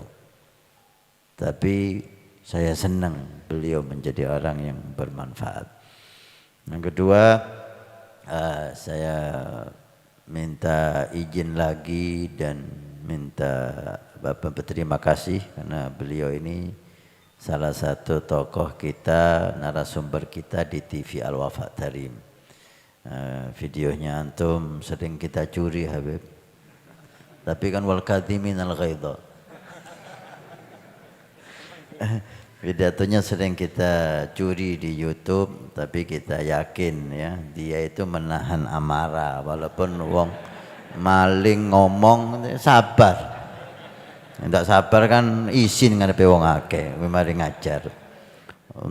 Wallahu yuhibbul muhsinin. Dan Allah wal kadhiminal ghaidha wal afina 'anil nas, dimaafkan tadi, nahan amarah dimaafkan, senyum ya. Wallahu yuhibbul muhsinin. Dan Allah senang sama orang yang berbuat baik. Berbuat baik kepada siapa? Yang baik sama kita? Enggak. Yang bikin kita marah itu loh. Berbuat baik kepada orang yang bikin kita marah. Bentar lagi makan malam insyaallah. Mudah-mudahan ilmu beliau dan ilmu guru kita Habib Muhammad bin Anis bin Syahab ini pemuda-pemuda Alawiyin yang beri manfaat di media ya. Allah panjangkan umur, sehat wal afiat. Tadi beliau sudah membahas tentang ayat Al-Quran yang sangat-sangat penting untuk kita renungkan. Kenapa Allah menyuruh kita untuk bercepat-cepat? Wasari'u ila maghfiratin min rabbikum wa jannah. Cepat-cepat, bercepat-cepatlah. Apa bahasa suruh bercepat-cepatlah? Aki-aki. Aki-aki. Cepat-cepatan, bercepat-cepatlah, berlomba-lombalah. Dalam ayat yang lain, wa fi dzalika falyatanafasil mutanafisun. Untuk pengampunan dan surga, ayo berlomba-lomba, cepet-cepetan, ake-akean. Jadi kita ini disuruh semangat, disuruh berlomba, disuruh saling nyalep kan, cepet-cepetannya apa? Masuk ngalah, monggo sampean. Udah cepet-cepetan nih kita nih. Cepet-cepetan kan perlombaan, siapa yang dapat dulu, siapa yang sampai dulu, saling berusaha nyalep. Gak apa-apa. Dalam hal apa? Dua hal ini. Maghfirah dan surga. Pengampunan Allah dan surga. Kenapa Allah mendahulukan pengampunan? Kok enggak surga dulu? Wasari'u ila jannati rabbikum wa maghfirah. Kok maghfirah dulu baru surga? Karena syarat masuk surga dosa sudah diampuni. Kalau masih ada satu dosa belum diampuni, maka tidak bisa masuk surga. Karena itu bahayanya dosa ini. Sayyidi Habib Umar pernah mengatakan satu dosa sekecil apapun kalau enggak diampuni oleh Allah bisa membuat dia masuk neraka. Ini contoh nih, yang pintar kayak contoh nih. Satu dosa enggak diampuni bisa membuat saya masuk neraka, yang mlebu neraka dhewe kon. Bisa membuat dia masuk neraka. Lek sing elek ku dia, lek sing apik saya gitu loh. Satu dosa katanya memang enggak diampuni bisa membuat dia masuk neraka. Makanya ojo bingung dosane wong. Dosanya orang sebanyak apapun enggak membahayakan kita. Ada apa kita yang bingung itu? Wiki naudzubillah. Niki luwih parah teko setan. Kata beliau. Ini wis innalillah. Ono apa? Dosa siapapun, sebanyak apapun tidak membahayakan saya dan Anda. Sing bahaya dia sendiri kalau nggak diampuni. Tapi dosa kita satu aja nggak diampuni oleh Allah bisa membuat dia masuk neraka. Syarat masuk surga, dosa harus diampuni. Majelis seperti ini, majelis yang mengundang pengampunan Allah.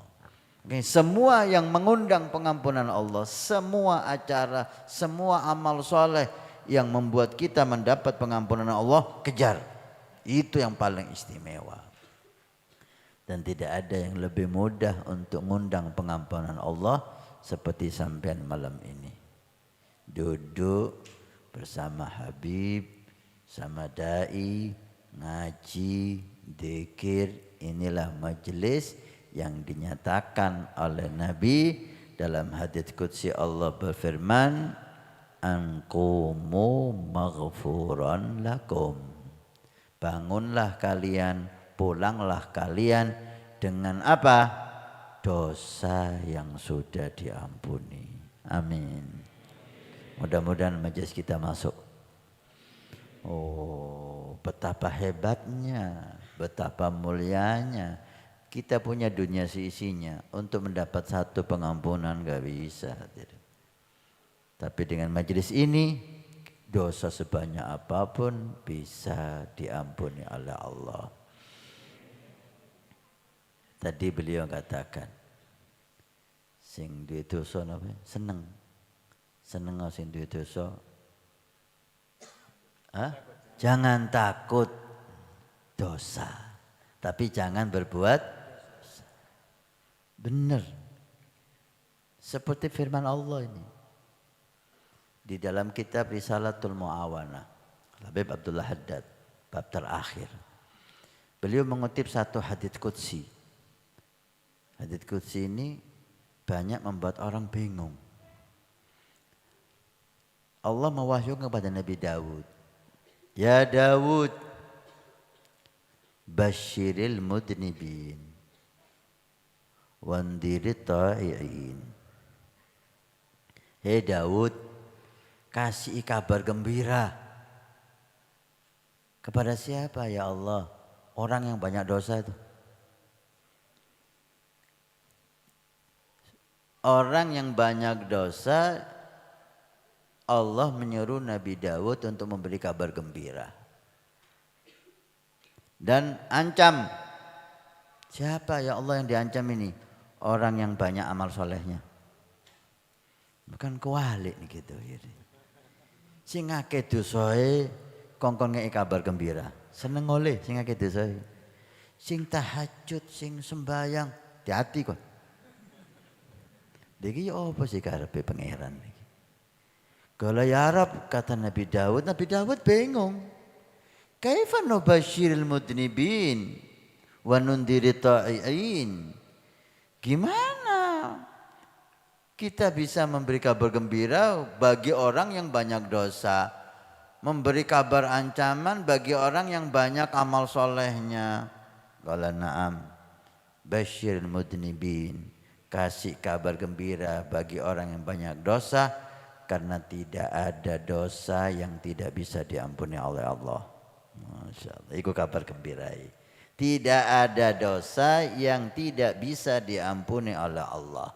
Sebanyak apapun dosa kita, ketika kita hadir di majlis yang mengundang pengampunan Allah, semua dosa diampuni oleh Allah. Orang yang taat kok dikasih kabar ancaman? Tahajud, maca ngapalno Quran, umroh, haji, sedekah, ilmu dan seterusnya. Qala na'am, tidak ada hamba yang aku Allah yu'amiluhu bi'adlih illa halak. Kalau aku memperlakukan dia dengan keadilanku, celaka dia. Apapun, bagaimanapun, sebanyak apapun amal solehnya. Karena keadilan Allah, kata Abdullah Haddad, di orang yang diperlakukan dengan keadilan itu akan celaka. Keadilan Allah. Makanya kita berdoa, Allahumma aminna bifadli wala tu'amilna bigisti adli. Fadlullahi wa ni'mah wa maghfiratu wa rahmah dalam salat tarawih. Fadlullah, fadlullah. Karena orang kalau diperlakukan dengan keadilannya kalah. Contoh, di Bani Israel itu Nabi cerita ada orang ibadah 500 tahun. Berapa tahun? 500 tahun tidak ada satu dosa dalam catatan amalnya. 500 tahun Pak, Bu, 500 tahun. Kita 5 jam ndak maksiat aja wis bagus. Ini 500 tahun ndak ada maksiat satupun. Ibadah tok. Ketika di hari kiamat, ini kan hebat ya. Berapa banyak pahalanya orang ini. Nggak ada dosa satupun. dibangkitkan di hari kiamat, dihadapkan kepada Allah. Allah katakan, idhab ya malaikati idhabu bi abdi hadza ilal jannah bi rahmati. Masukkan hambaku ini ke surga dengan rahmatku. Si hamba ini ingin menikmati hasil jeripayahnya ibadah 500 tahun. Hebat enggak? 500 tahun. Sampean sehari kuat enggak maksiat? Tak ambung tangannya sampean. Imam Ali bin Abi Thalib ketika ditanya waktu Idul Fitri, Idul Adha, bajunya jelek, baju yang lama dipakai karena Imam Ali enggak punya toko Ar-Rawdah store. Baju yang lama yang dipakai. Ditanya, ya Amirul Mukminin, betul jadi presiden itu. Sekarang Yaumul Id, kamu lupa sekarang ini Id, Lebaran. Gue bilang enggak lupa. Ini saya mau pergi ke masjid, mau sholat Id. Aina saubun jadid, mana baju barunya? Ini baju lama Lebaran ini. Baju baru itu Lebarannya anak kecil. Nah, kalau kita ada dipakai, enggak ada yang lama. Kullu yaumin, tahu Lebaran? Lebaran itu bagi saya. Kullu yaumin la na'sillaha fihi fahuwa lanal id. Setiap hari aku enggak maksiat, di hari itu 24 jam enggak ada maksiat, itu Lebaran bagiku. Jadi tiap hari Lebaran. Kayak Ibn Ali bin Muhammad Al-Habsyi, kullu lailah indana lailatul qadri. Tiap malam Lailatul Qadar. Nah, masukkan surga dengan rahmatku. Si hamba ini protes, ya Rabb, saya ingin masuk surga dengan amal ibadahku 500 tahun ya Allah. Ya, khalas. Kalau gitu kita diperlakukan dengan keadilan Allah. Zinu, wahai malaikat timbang amal solehnya. Wah, amal solehnya ditimbang 500 tahun Pak. Tidak ada maksiat sedikit pun. Udah besar banyak, bangga dia lihat pahalanya. Ikhlas. Terus timbang nikmat satu mata kata Allah. Nikmat satu, ternyata nikmat satu mata mengalahkan pahala ibadah 500 tahun. Kurang syukurmu. Itu baru satu mata, belum mata satunya, belum mulut, belum hidung, belum telinga dan seterusnya. Idhabu bi'abdi ilan nar. Berarti kamu kufur nikmat. Masuk ke neraka. Kalau ya Rabb. Gila apa? Udkhulni jannah bi rahmatik. Wis masukkan surga dengan rahmatmu aja sudah. Kapok encit. Kata bangga kali pangeran. Oleh karena itu kata Allah kepada Nabi Daud, jangan sombong yang amal soleh, jangan sombong yang banyak ibadah. Kalau aku perlakukan kamu dengan keadilanku, kalah semua pahalanya, kurang. Makanya yang berdosa jangan putus asa. Gak ada dosa yang gak diampuni oleh Allah. Yang dikasih hidayah amal soleh, jaga. Jangan sombong dengan amal solehmu. Wasari'u ila maghfiratin min rabbikum wa jannah. Cepet-cepetan untuk dapat pengampunan dan surga. Saya mau cepet-cepetan ngomong juga karena waktunya sudah habis. Kenapa Allah suruh kita cepet-cepetan? Kenapa? Apa takut pengampunan Allah habis? Kita enggak kebagian karena pengampunan Allah sedikit. Apa takut kita udah enggak dapat kaplingan di surga? Kayak perumahan gitu. Kita telat mau beli, datang ke kantornya, oh udah habis, telat sampean. Kaplingannya sudah terjual semua. Apa seperti itu? Kenapa kita disuruh cepat-cepat? Padahal kita tahu pengampunan Allah enggak ada habisnya dan tidak ada yang bisa mengalahkan pengampunan Allah. Ada seorang sahabat datang ke Nabi. Sahabat itu manusia ya, bisa dosa. Tapi imannya membuat dia itu cepat kembali kepada Allah. Ada satu sahabat dosanya itu dia anggap udah besar sekali. Ya Rasulullah, inni adnabtu damban kabira. Saya telah dosa besar ya Rasul. Dilihat oleh Nabi, wah iki stres maring ini. Nabi ini cerdas. Ini takut sekali ini. Ini dibiarno bisa edan nih. Dihibur oleh Nabi. Orang yang maksiat ini loh dihibur sama Nabi. Aina akbar dambuka amil ardi. Lebih besar mana sih? Gedian di sini dosamu ambek bumi iki. Menang setilu. Kalau dambi akbar. Dosaku lebih besar ya Rasulullah. Waduh, dosa apa ini? Kan ngoten. Maksudnya Nabi bumi sebesar ini kan lebih besar bumi. Ini enggak kata sahabat ini. Dosaku lebih besar ya Rasulullah. Menang Nabi. Tapi apakah Nabi tanya kepo kayak sampean gitu. Dosa nopo? Enggak ada. Nabi itu enggak pernah tanya dosa apa. Dan itu bukan urusan kita dosa apa itu. Orang mau tobat, udah kasih pintu tobat. Suruh tobat. Kepo, dosa apa? Ini kayak dipadani agama lain, ini pengakuan dosa. Hanya Nabi mengatakan, aina akbar dambuka amis sama. Dosa kamu lebih besar mana? Antara dosamu sama langit. Bumi ini Pak. Katakan salat Jumat, bumi ini kalau ditaruh di langit pertama seperti uang logam itu, ditaruh di lautan padang pasir. Gak ada presentasenya 0,0 sekian persen. Ini bumi. Langit pertama ditaruh ke langit kedua seperti bumi ditaruh di langit pertama. Langit kedua ditaruh ke langit ketiga seperti langit pertama ditaruh di langit kedua seperti uang logam di lautan padang pasir. Sampai ke langit ketujuh. Jadi langit bumi ini kalau dilihat dari langit ketujuh kayak titik ini Pak. Tik. Bumi ini kayak titik. Lah sampean kayak opo?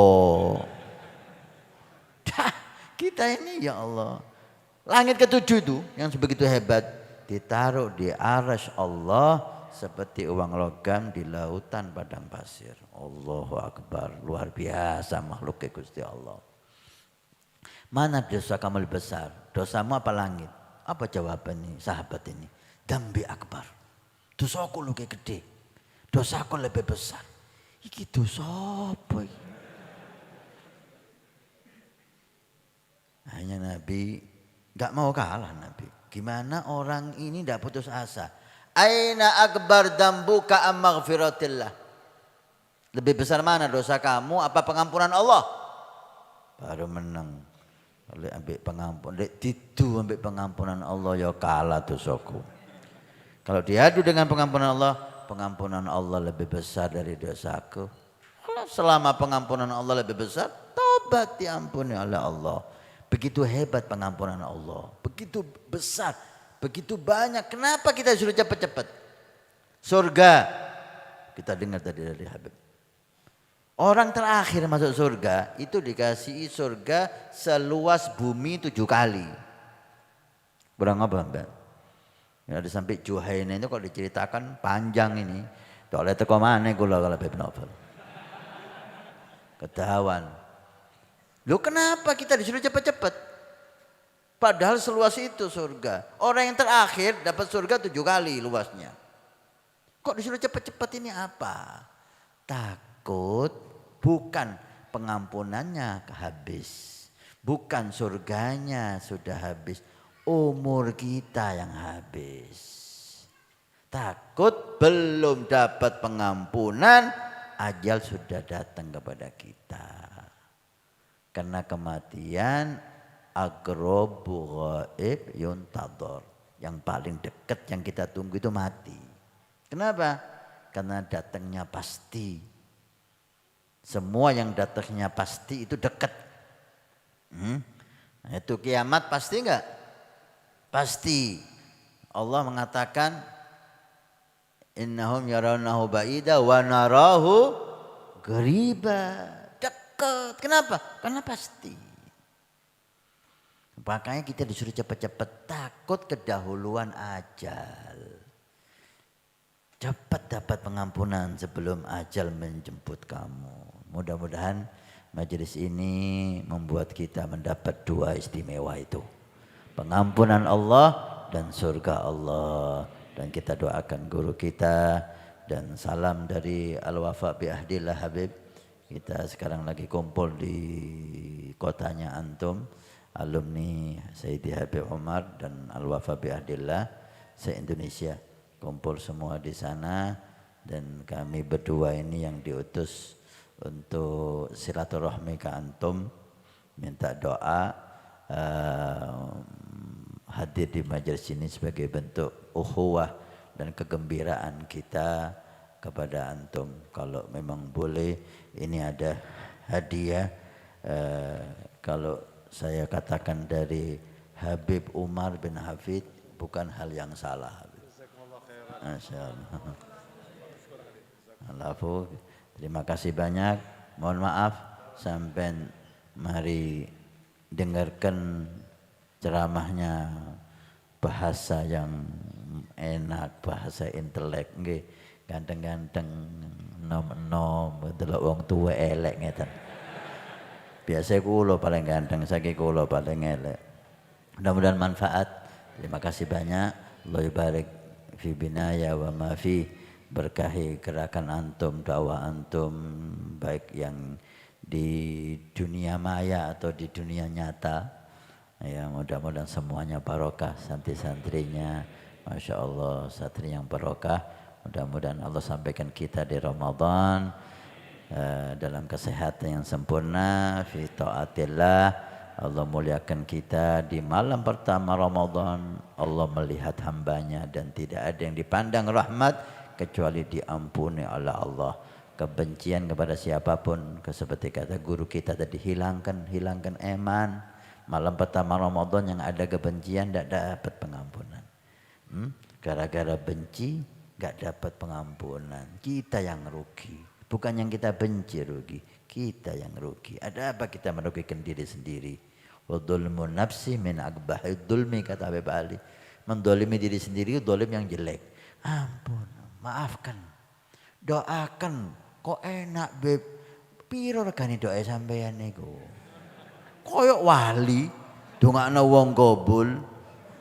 Doakan, sampai mendoakan dia itu berseni hatinya sampeyan. Sampai dapat doa dari malaikat. Mudah-mudahan Allah bersihkan hati kita. Allah jadikan kita hamba yang diridhai. Ramadan jadi Ramadan yang berkah. Sekali lagi mohon maaf Habib, kepanjangan. Tak tahu karena nikmat, karena senang ini. Belum kedatangan Ramadan sudah senang ketemu antum ini. Ya khair, wassalamualaikum warahmatullahi wabarakatuh. Jazakumullah khairan Habib Hasan, Habib Muhammad bin Anis. Terima kasih untuk keduanya dan semua kawan-kawannya. Dan ini kabar gembira buat saya. Ya, Nabi Syarah. Karena di Jumat terakhir dapat hadiah dari Habib Umar bin Hafid. Ya, karena dari murid-muridnya sama dengan dari gurunya. Dari Habib Umar, Masya Allah. Kalau dari Habib Umar berarti dari Rasulullah SAW. Ya, masyaraatnya harus gitu ya. Masyaraatnya harus gitu. Dari orang soleh kita harus lihatnya dari pemimpinnya orang-orang soleh. Dan ini bagian mungkin dari niat saya kemarin Habib. Tak kasih ilmu dikit boleh ya. Closing. Semua orang mengejar Nabi Muhammad SAW. Betul ya? Pengen dikenal Rasulullah, pengen dekat sama Rasulullah. Tak lihat tuh kok perlombaan pesertanya kebanyakan gitu.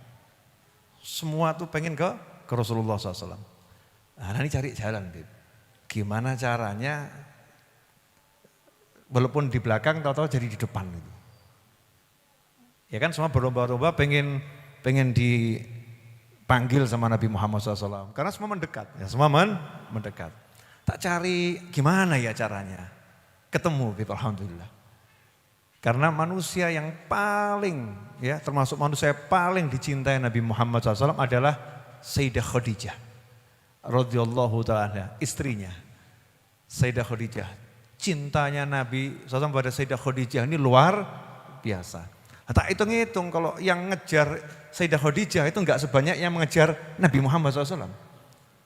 Orang kalau ke Madinah itu Masya Allah umpul-umpulan salam sama Rasulullah SAW. Tapi kalau ke Mekah hampir itu ya.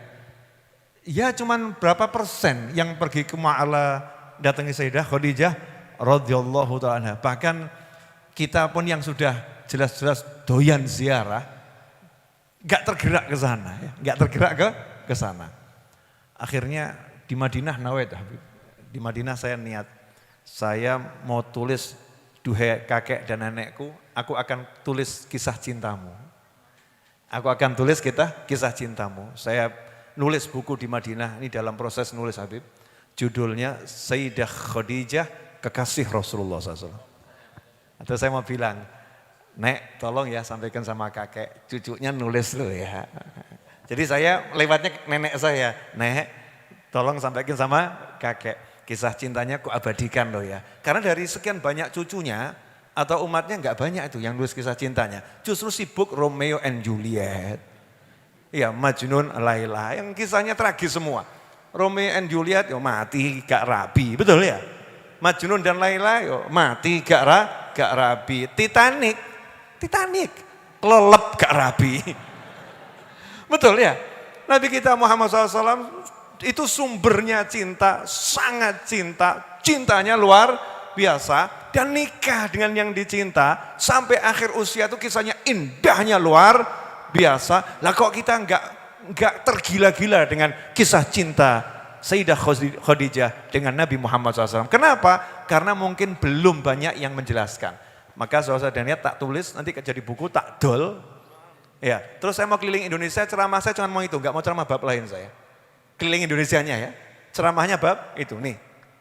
Nenek saya cintanya begini, kakek saya cinta begini. Mau spoilernya sedikit. Titik aja agak-agak. Anak cari satu. Masya Allah. Live TV Al-Wafat Tarim ini termasuk promosi sekalian. Masya Allah. Yang belum subscribe channel YouTube-nya Al-Wafat Tarim, segera subscribe. Jangan lupa ya. Banyak itu kalau lagi bingung urusan hukum, saya lihatnya di sana. Penjelasan beliau ini Masya Allah selesai. Ya ini beliau punya penjelasan yang posisinya mu'tadil. Selalu di tengah dan pas. Gitu ya. Ya di tengah dan pas. Halus, hati-hati tapi tegas. Bagus, sangat bagus. Ya kalau cari fatwa nggak usah bingung, cari fatwanya beliau selesai. Karena hasil dari rumusan belajarnya banyak orang-orang yang berilmu dan orang-orang yang soleh dan dikonsultasikan dengan para ulama, nggak asal ngucap, nggak asal jeplak.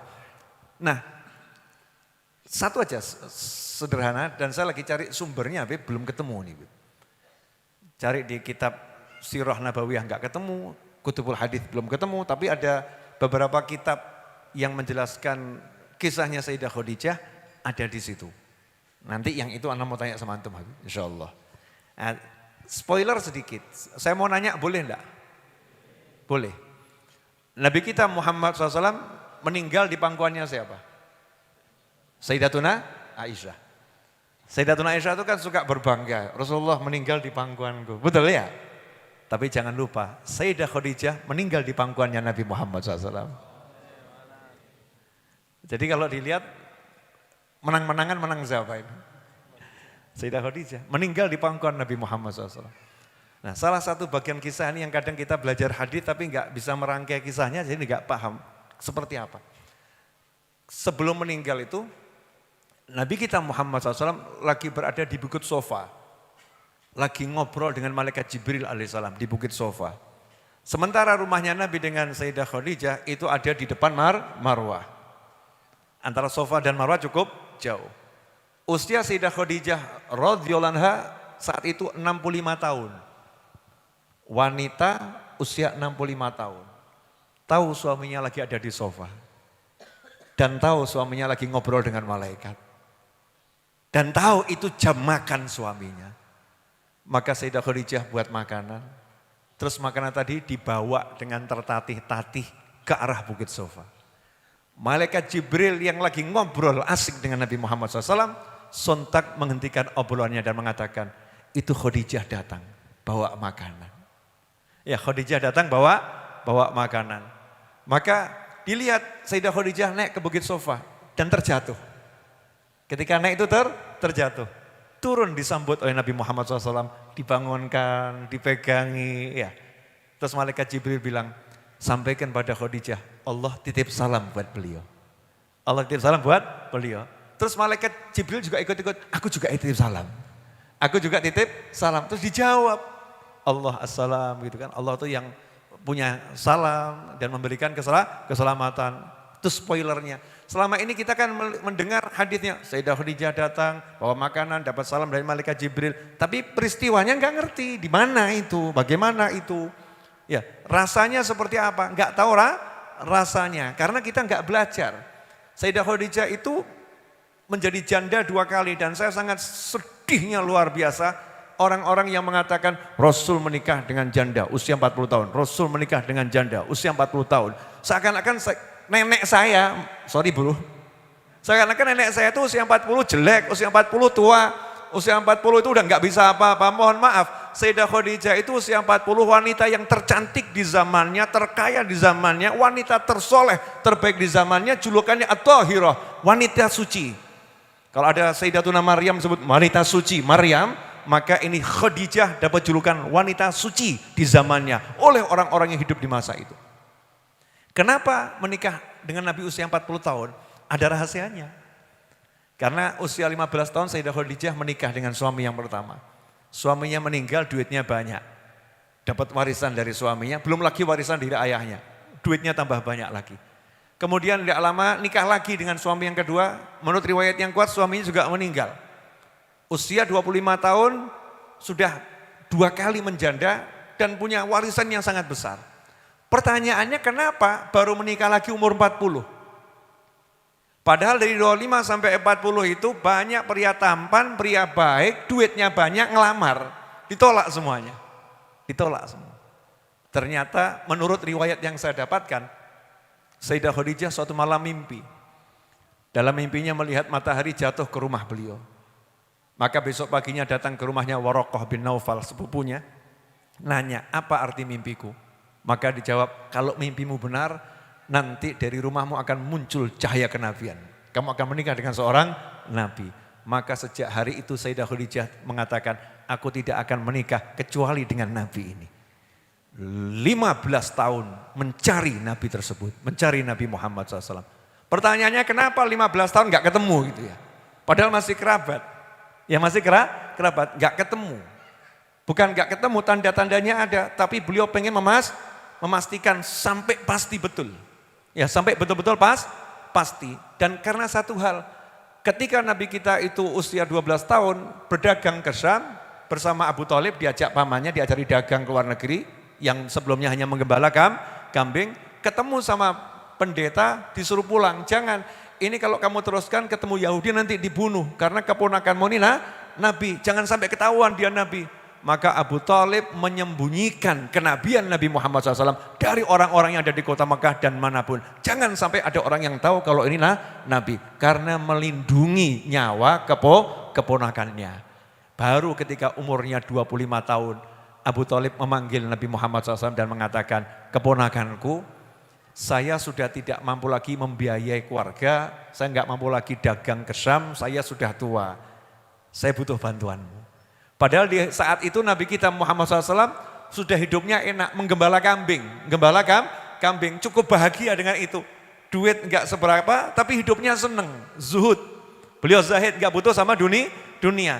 Tapi begitu ada panggilan dari pamannya yang susah, maka beliau keluar dari zona nyaman, siap hidupnya enggak enak dengan pergi ke luar negeri dan berdagang, demi pamannya biar hidupnya enak. Demi keluarganya biar hidupnya enak. Siap paman. Saat itulah Sayyidah Khadijah yang sudah mulai paham. Ya, desas-desus. Kelihatannya nabinya ini seneng betul. Wah, ini kalau diajak bisnis cocok ini. Berangkatlah ke Syam bersama Maisarah. Disitulah baru melihat bukti-bukti ini nabinya. Maka begitu pulang langsung dilamar. Dan di situ nanti ada banyak kisah cinta yang indah yang hanya akan saya tuliskan di buku, gak diceritakan sekarang. Spoiler bro. Makanya saya berharap nanti kalau buku ini jadi, saya berharap ada sutradara yang melihat dan memfilmkannya dengan film yang penuh adab. Biar remaja kita nggak belajar Romeo and Juliet, nggak belajar Laila Majnun, nggak belajar Titanic, tapi belajar kisah cinta Sayyidah Khadijah dengan baginda Muhammad SAW. Sehingga rumah tangganya dibangun dengan rumah tangga yang nggak kalimat-kalimat yang haram, nggak dengan cinta-cinta yang haram, tapi cinta yang bersumber dari manusia yang paling mengerti tentang cinta, dan manusia itu sendiri beliau adalah sang cinta. Wa ma arsalnaka illa rahmatan lil alamin. Shallu ala nabi. Allahumma shalli alaihi. Tunggu tanggal mainnya. Insyaallah doakan bisa jadi ya. Karena ini cara saya merayu nenek saya. Ya, cara saya untuk menambahi mungkin membocorkan isi bukunya. Tadi kalau ditanyakan Siti Aisyah, Rasulullah meninggal di pangkuan Siti Aisyah, tapi Khadijah meninggal di pangkuan Rasulullah. Jelas menang Khadijah. Karena Sayyidina Aisyah itu enggak pernah cemburu dari istri Nabi seperti Khadijah. Pernah Siti Fatimah ini diledekin sama Aisyah. Fatimah, kan Sayyidatina Fatimah anaknya Khadijah. Ayah kamu itu tidak pernah menikah gadis kecuali dengan saya. Saya satu-satunya istri gadis, yang lain semuanya janda kan. Saya yang gadis. Diem kan nyindir ibunya ini. Diem Fatimah. Datang lagi ketemu lagi Fatimah. Enggak ada istri Nabi yang gadis kecuali saya. Terus gitu, akhirnya sampai ketemu Nabi, Nabi lihat wajah Fatimah berubah Habib. Bila kenapa Fatimah? Ada apa dengan Aisyah? Langsung Nabi tanggap. Dia selalu ngomong, Abah, tidak ada yang dinikahi ayah kamu dari isi-isinya yang gadis kecuali saya. Nanti kalau kamu diajak lagi, jawab. Gimana jawabnya? Gala, mana lebih afdal? Nabi nikah perjakanya Nabi, yang dapat perjakanya Nabi siapa bilang. Kalau dia membanggakan kegadisan Aisyah karena hanya beliau yang gadis dinikahi Nabi, kau tanya yang beruntung dapat perjakanya Nabi itu siapa? Kalau dibandingkan perjakanya Nabi dengan gadisnya Aisyah nggak ada perbandingan. Wah, Fatimah datang cari Aisyah. Cari Aisyah supaya ditanya lagi. Tapi dia nggak mau, kata Nabi kalau ditanya lagi. Maka dia nggak mau memulai. Dia menunjukkan dirinya kepada Aisyah. Ketemu, Fatimah, yang dinikahi oleh ayahmu yang gadis sekian banyak istrimu itu siapa? Kecuali saya. Dijawab, yang dapat perjaka ayahku siapa? Khadijah. Siapa yang ngajari kamu? Ini bukan dari kamu ini. Jadi Sayyidatuna Aisyah paham, ini pasti bapakmu yang ngajari ini. Gak mungkin kamu ini, gak mungkin ini. Karena terlampau cerdas gitu jawabannya. Shallu ala nabi, Allahumma shalli alaihi. Lu indah, kisah cinta yang luar biasa, banyak itu. Satu lagi bocoran mau? Ya biar kita dapat nanti Ramadannya semakin enak ya. Waktu Fathul Makkah itu terakhirnya kan maaf-maafan gitu ya. Nabi kita Muhammad SAW berdiri di pintu Ka'bah, menerima orang-orang Mekah yang minta maaf, dimintakan ampun, yang syahadat mau masuk Islam. Dikerumuni sekian banyak orang Mekah. Tiba-tiba di belakang sendiri jauh ada nenek-nenek berjalan ke arah Ka'bah, jauh.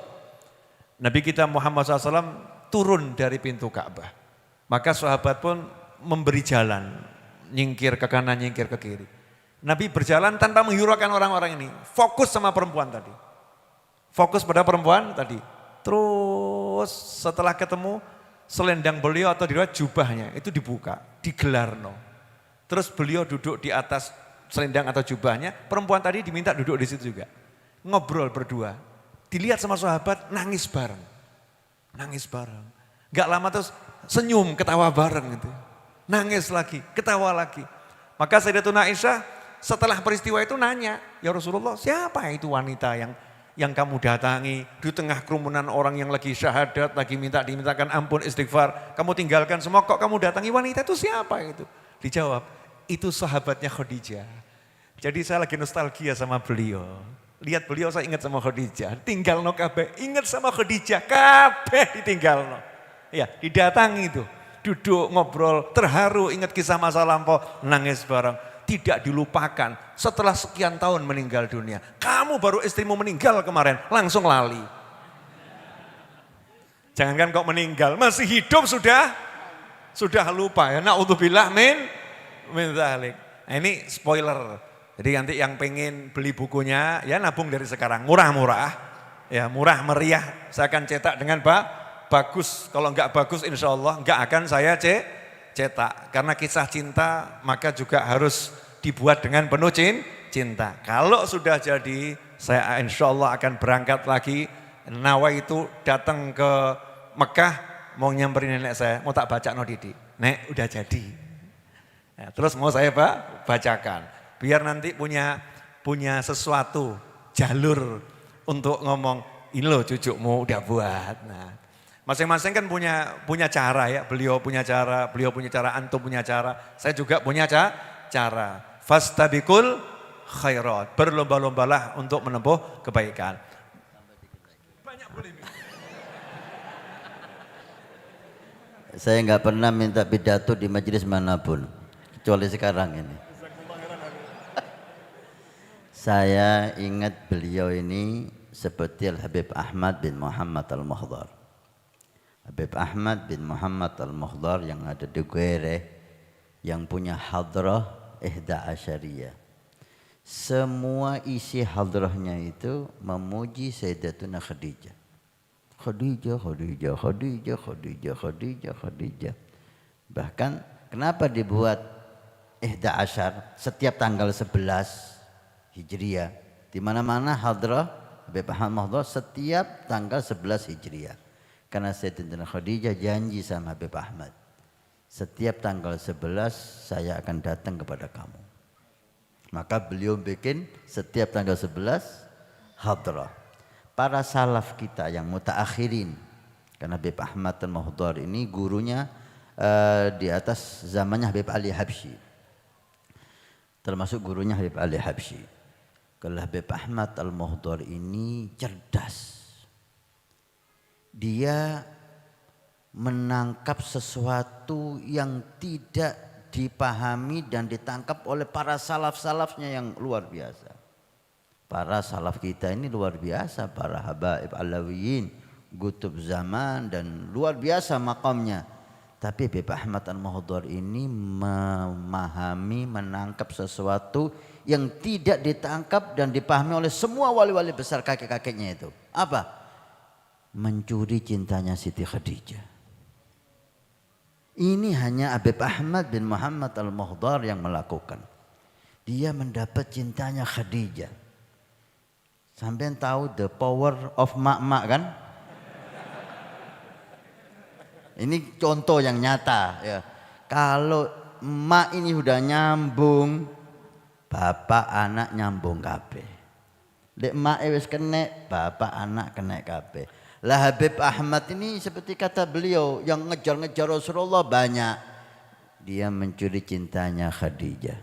Kalau sudah Khadijah kena, Rasulullah kena, Fatimah kena, Ali kena, semua kena Habib. Ya bakhtukum. Nah, kenapa saya bongkar rahasia ini? Karena saya tahu Habib Ahmad Al-Muhdar ini yang betul-betul mencintai dan dicintai Sayyidah Khadijah. Dan kenapa saya ceritakan? Karena di samping saya Al-Muhdar. Saya mancing biar dapat doanya saya. Biar juga disodorkan ya, ini nenek, ini ada cucu yang mau ikut-ikut kakek gitu kan ya. Biar nyambung. Jazakumullah khairan. Doakan dia nulisnya lancar ya. Insyaallah berkah manfaat dan sesuai niat. Amin. Nah, pengumuman dari saya, pengajian Majlis Ar-Raudhah itu kalau Ramadan sebetulnya enggak libur. Hanya berganti jam setelah tarawih. Ya setelah tarawih berjamaah di sini, saya selalu ada pengajian. Kemudian kalau untuk santri Ramadan yang mau daftar jadi santri sudah dibuka pendaftarannya lewat admin Majelis Ar-Raudhah. Yang penting usia 17 tahun ke atas. Kalau ada yang kurang dari 17 tahun harus ada surat izin dari orang tua. Gratis tidak berbayar selama 20 hari. Setelah itu silakan pulang ke rumah masing-masing ya. Karena 10 hari terakhir biasanya saya itu mulai keliling ke majelis-majelis. Kalau yang 1 sampai 20 biasanya saya enggak kemana-mana. Saya pengen betul-betul berada di Solo di Majelis Ar-Raudhah. Tapi 10 hari terakhir saya menyempatkan diri nyenengno teman-teman saya. Mungkin ada yang di desa sini ya, di kota sini, menyenangkan kawan-kawan saya dan juga menyenangkan diri saya sendiri, pengen merasakan suasana Ramadan di tempat lain. Nah, kemudian nanti kajiannya yang sore ada enggak Beb? Ada bersama santri saya live streaming ya. Sebelum berbuka biasanya 30 menit atau 20 menit sebelum azan. Saksikanlah singkat-singkat berkah. Kajiannya apa kalau malam? Kajian malamnya tafsir, tapi saya ambil Qisasul Anbiya. Kisah-kisah para nabi, biar kita enggak terlampau berat. Habis tarawih capek, lelah ya, sambil makan kolak nanti kita mendengarkan kisah-kisah Nabi, biar kita mendapatkan teladan yang bagus dalam kehidupan. Nah, saya Naufal bin Muhammad Al-Idrus bersama Habib Hasan, Habib Muhammad bin Anis, semuanya mengucapkan dosamu sudah kumaafkan semua. Jangan khawatir, saya mewakili beliau-beliau nih ya. Yang punya salah sama beliau sama saya sudah kita maafkan. Kalau sampai kamu tidak maafkan salah kami, keterlaluan. Karena kamu mau menyusahkan dirimu sendiri. Nanti di akhirat sudah mau masuk surga, ada urusan sama Habib Novel belum selesai gitu ya. Nggak jadi masuk surga kan repot. Maka saya berharap antum juga maafkan kesalahan kami. Apapun itu dimaafkan. Biar kita Ramadan bersih, betul-betul kita bisa mendapatkan nikmatnya bulan suci Ramadan. Jazakumullah khairan. Insyaallah berkah manfaat. Wal af minkum. Mari kita tutup dengan doa yang biasa kita baca. Sallallahu ala Muhammad. Sallallahu alaihi wasallam. Sallallahu ala Muhammad. Sallallahu alaihi wasallam. Ashraqal badru alaina واختفى بدر التمام مثل حسنه ما رأينا في العراقين والشام ربي فاجعل مجتمعنا غاية حسن الختام واعطنا ما قد سألنا من عطاياك الجسام واكرم الأرواح منا بلقاء خير الأنام وابلغ المختار عنا من صلاة وسلام صلى الله على محمد صلى الله عليه وسلم صلى الله على محمد صلى الله عليه وسلم. اللهم صل وسلم على سيدنا محمد مفتاح باب رحمة الله عدد ما في علم الله صلاة وسلاما دائمين بدوام ملك الله وعلى آله وصحبه. اللهم اجعل في طاعتك فرحي وسروري وفي مرضاتك جميع أموري. اللهم يا عالم بحالاتي ومطلع على سرائري ونياتي اقضي جميع حاجاتي واغفر ذنوبي وسيئاتي وتجاوز عن خطيئاتي وزلاتي وتقبل جميع حسناتي وسامحني فيما مضى وما يأتي واكتب لي في ديوان ساداتي واسلك بي سبيل نجاتي في حياتي ومماتي اللهم إني طامع في عطاك راغب في رضاك مستسلم لقضاك فاكتبني من أولياك واسلك بي سبيل هداك وألحقني بأصفياك وصلى الله على سيدنا محمد وآله وصحبه وسلم الحمد لله رب العالمين آمين قبول إن شاء الله. Silahkan dibagi makannya seperti biasa, insya Allah barakah.